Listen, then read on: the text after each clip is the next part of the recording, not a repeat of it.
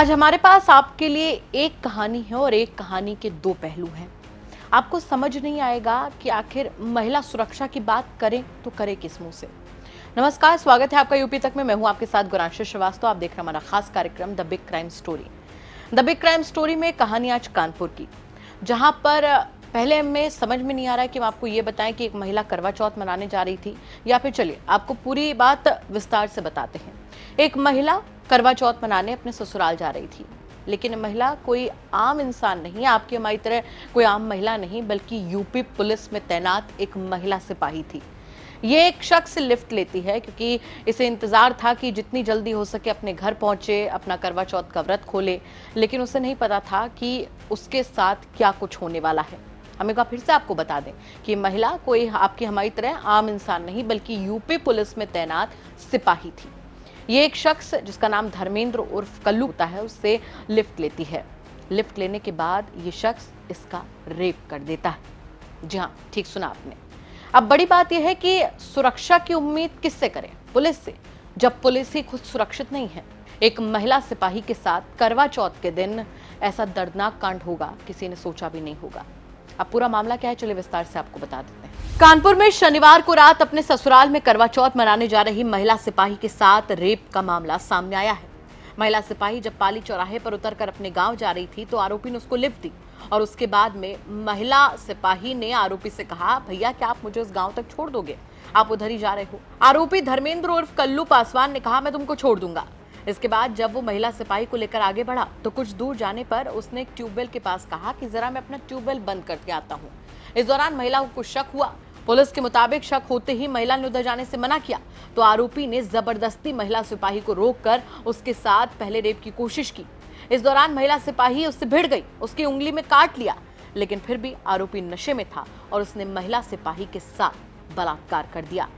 Police का यह भी कहना है कि आरोपी इतना शातिर था कि घटना के बाद उसे पता चल गया था कि मामला पुलिस तक जाएगा ही जाएगा, तो पहले ही एक दूसरी पुलिस चौकी पहुंच गया और वहां जाकर कहने लगा कि मेरी मोटरसाइकिल चोरी हो गई है।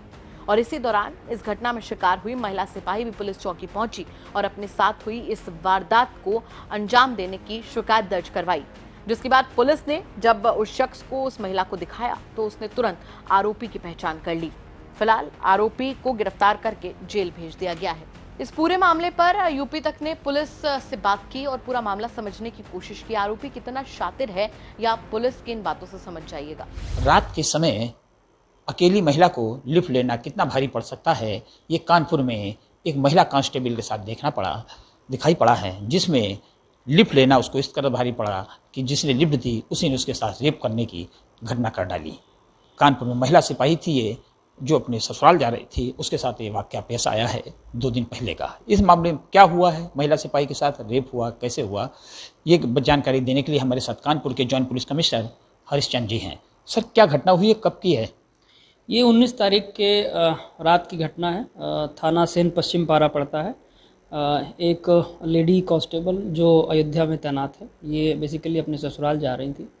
तो ये जो है वो इन्होंने एक बाइक सवार युवक से लिफ्ट ली। लिफ्ट लेने के बाद जो है वो कुछ दूर जाने के बाद जो है युवक के द्वारा ये बताया गया कि पास में मेरा ट्यूबवेल है, मैं उसको बंद करके आता हूँ। तो इनको डाउट हुआ तो इन्होंने जो है वो उस चीज़ को मना किया कि मुझे यहीं उतार दो, और उसके बाद जो है वो इनमें आपस में गुत्थम गुत्था हुई। पास में खेत में ले जाने का उसके द्वारा जो है वो कोशिश किया गया, जिसमें जो है वो दुष्कर्म जैसी बात भी प्रकाश में आई है।